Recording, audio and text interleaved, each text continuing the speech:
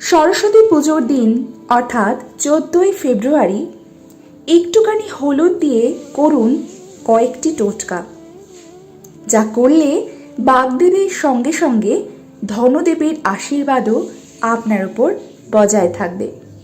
নমস্কার বন্ধুরা, আমি সুমিতা। আমার চ্যানেলে আপনাদের সকলকে অনেক অনেক স্বাগত। আশা করছি আপনারা সকলেই খুব ভালো আছেন এবং ঈশ্বরের কৃপায় সুস্থ আছেন। মাঘ মাসের শুক্লপক্ষের পঞ্চমী তিথিকে বসন্ত পঞ্চমী বলা হয়। এই দিনে দেবী সরস্বতীর আরাধনা করা হয়। সরস্বতী পুজোয় হলুদ রঙের ব্যবহার খুবই শুভ এবং এই দিন হলুদ দিয়ে কয়েকটি উপায় করলে বাগদেবীর সাথে সাথে ধনদেবীর আশীর্বাদও আপনার উপর বজায় থাকবে। আজকে সেই নিয়েই আমি আমার ভিডিওতে আলোচনা করব। তাহলে চলুন বন্ধুরা, ভিডিওর মূল পর্বে যাওয়া যাক। তবে মূল পর্বে যাওয়ার আগে আমার সকল বন্ধুদের কাছে অনুরোধ, সম্পূর্ণ ভিডিওটি দেখবেন। আশা করছি আপনাদের ভালো লাগবে এবং যদি ভালো লাগে অবশ্যই আমার ভিডিওতে একটি লাইক করবেন এবং আমার চ্যানেলে যদি নতুন হয়ে থাকেন আমার চ্যানেলটিকে সাবস্ক্রাইব করে রাখার অনুরোধ রইল। আমি সাধারণত আমার বন্ধুদের জন্য পুজো পাঠের বিধি, তত্ত্বকথা, বাস্তু টোটকা এবং বিভিন্ন রকম উপায় বিষয়ক ভিডিও বানিয়ে থাকি। পুরাণ অনুসারে মাঘ মাসের শুক্লা পঞ্চমী তিথিতেই জন্ম হয়েছিল বিদ্যা, জ্ঞান, ভাষা, শিল্পকলা ও সঙ্গীতের দেবী সরস্বতী। বিদ্যার দেবীর আরাধনা হয় বলে এই দিনটিকে শ্রী পঞ্চমীও বলা হয়ে থাকে। পাশাপাশি এই দিন থেকে বসন্ত ঋতুর আবির্ভাব হয় বলে এই দিনটি বসন্ত পঞ্চমী নামেও পরিচিত। শুধু প্রকৃতিতে নয়, মানুষের মনেও এই সময় বসন্তের ছোঁয়া আসে। তাহলে চলুন বন্ধুরা, সবার আগে জেনে নিই এই বছর সরস্বতী পুজোর সম্পূর্ণ সময়সূচি। এই বছর সরস্বতী পুজো পড়েছে 2রা ফেব্রুয়ারি রবিবার।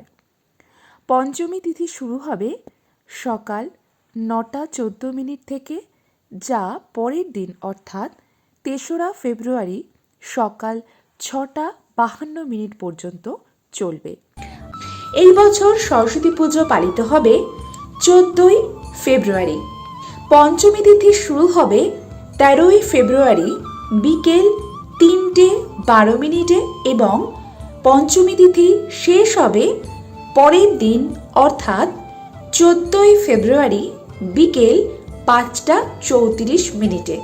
সরস্বতী পুজোর দিন হলুদ রঙের ব্যবহার অত্যন্ত শুভ বলে মনে করা হয়। সেই কারণেই সরস্বতী পুজোয় হলুদ পোশাক পরার রীতি প্রচলিত রয়েছে। হিন্দু ধর্ম অনুসারে হলুদ রং হল শুভ শক্তির প্রতীক। এই রঙকে শুভ কোনো কিছুর সূচনার প্রতীক হিসেবে মনে করা হয়। যেহেতু এই দিন থেকে বসন্ত ঋতুর সূচনা হয়, সেই কারণে সরস্বতী পুজোয় হলুদ রঙের ব্যবহার অত্যন্ত শুভ। জ্যোতিষ অনুসারে বসন্ত পঞ্চমীতে হলুদ রঙের কয়েকটি উপায় আপনাকে সাফল্যের শীর্ষে নিয়ে যেতে পারে।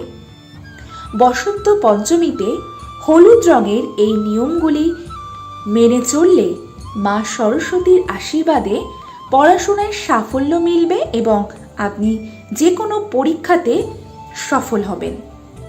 শিল্প ও সঙ্গীতের সঙ্গে যারা যুক্ত তারাও সাফল্য লাভ করতে পারবেন। বসন্ত পঞ্চমীতে হলুদ রঙের এই উপায়গুলি মেনে চললে আপনি মা লক্ষ্মীকেও প্রসন্ন করতে পারবেন। তাছাড়াও এই বসন্ত পঞ্চমীর দিন কিছু কিছু কাজ আছে যেগুলি একদমই করা উচিত নয়। কি কি কাজ, সেগুলির সম্পূর্ণ একটি ভিডিও আমার চ্যানেলে রয়েছে। আপনারা চাইলে সেটি আমার চ্যানেলে ভিজিট করে দেখে নিতে পারেন।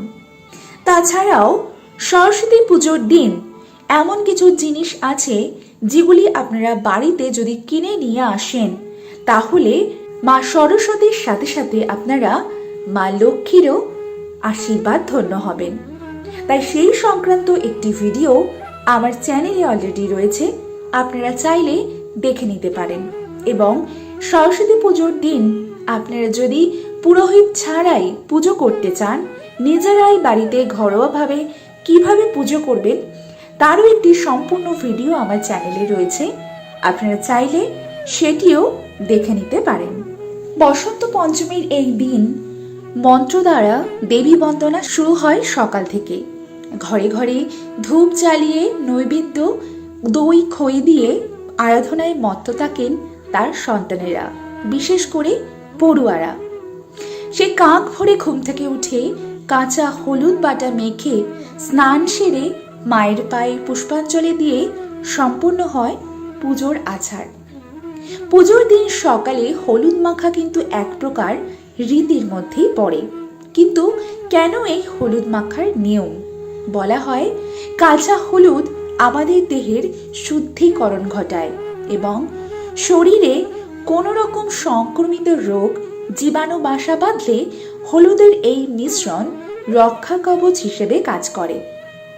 হলুদ আমাদের শরীরের গভীর অনেক ক্ষতকে নির্মূল করতেও সক্ষম। এছাড়াও বলা হয় বসন্তকালে পক্স, হাম এই জাতীয় রোগের প্রাদুর্ভাব দেখা যায়, যার বারবারন্ত মানুষকে অত্যন্ত দুর্বল করে দেয়। তাই এই সকল রোগ জীবাণু থেকে বাঁচতে ঘরোয়া টোটকা হিসেবে কাঁচা হলুদকে ব্যবহার করা হয়। তাছাড়াও কাঁচা হলুদে থাকে কারকিউমিন, যা হাড়ের ক্ষয় ও হাড়ের গঠনের মধ্যে সামঞ্জস্য বজায় রাখে ও হাড়কে সুস্থ ও মজবুত রাখে। তাই শুধু যে রীতি তা নয়, কাঁচা হলুদ বাটা মাখার পেছনে লুকিয়ে আছে শরীর স্বাস্থ্যের অনেক লুকোনো তথ্য। তাই সরস্বতী পুজোর দিন সকালে উঠে হলুদ মেখে স্নান করা কিন্তু বাঞ্ছনীয়। আর এই হলুদ দিয়েই সরস্বতী পুজোর দিন কয়েকটি উপায় যদি আপনি করতে পারেন, তাহলে আপনার জীবনে সাফল্য খুব তাড়াতাড়ি নেমে আসবে। জ্যোতিষ অনুসারে বসন্ত পঞ্চমীতে মা সরস্বতীকে অবশ্যই হলুদ রঙের কোনো মিষ্টি নিবেদন করতে হবে। পুজোর পর সেই মিষ্টি 7টি কুমারী মেয়ের মধ্যে আপনারা ভাগ করে দিন। এর ফলে মা সরস্বতীর সঙ্গে সঙ্গে মা লক্ষ্মীর আশীর্বাদও আপনার উপর বজায় থাকবে। যদি আপনার সন্তান পড়াশোনায় দুর্বল হয় অথবা পড়াশোনায় মনোযোগ না থাকে, তাহলে সরস্বতী পুজোর দিন হলুদ কলা, হলুদ ডাল, হলুদ রঙের পোশাক ও পড়াশোনার সঙ্গে সম্পর্কিত জিনিস কোনো গরিব মানুষকে দান করুন। এর ফলে মা সরস্বতীর আশীর্বাদে লেখাপড়ায় মন বসবে আপনার সন্তানের। বসন্ত পঞ্চমীতে হলুদ রঙের পোশাক পরা অবশ্যই জরুরি। এর ফলে জীবনে সুখ ও সমৃদ্ধি লাভ করা সহজ হবে। স্মৃতিশক্তির দুর্বলতা রয়েছে যাদের, তারাও এই টোটকার ফলে উপকৃত হতে পারেন। এর পাশাপাশি এই দিন একটি দ্বিমুখী প্রদীপ জ্বালিয়ে মা সরস্বতীর সামনে রেখে দিন এবং সরস্বতী কবচ মন্ত্রটি জপ করুন। বসন্ত পঞ্চমীতে কামদেব ও রতির পুজো প্রচলিত রয়েছে। প্রেম ভালোবাসার জন্যেও এই দিনটি গুরুত্বপূর্ণ।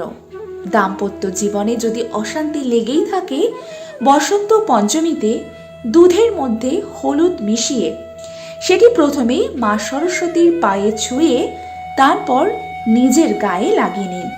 এর ফলে আপনার দাম্পত্য জীবন সুখের হবে এবং প্রেম বাড়বে। এই দিন মা সরস্বতীকে হলুদ রঙের মিষ্টি পোলাও ভোগ নিবেদন করুন। এর ফলে সংসারে সুখ ও শান্তি বজায় থাকবে। এই টোটকার ফলে ব্যক্তির বাক সংযমের অভ্যেস বাড়ায় ও তার ব্যক্তিত্বকে উজ্জ্বল করে। যদি আপনার পড়াশোনার ক্ষেত্রে বাধা থাকে, তাহলে এই বসন্ত পঞ্চমীতে মা সরস্বতীর পায়ে 108টি হলুদ ফুল নিবেদন করুন এবং এর সঙ্গে ওম সরস্বতী নমঃ এই মন্ত্রটি জপ করুন 108 বার। তাহলে আপনার জীবনে পড়াশোনা সংক্রান্ত যে বাধা আসছে সেগুলি সমস্ত কেটে যাবে।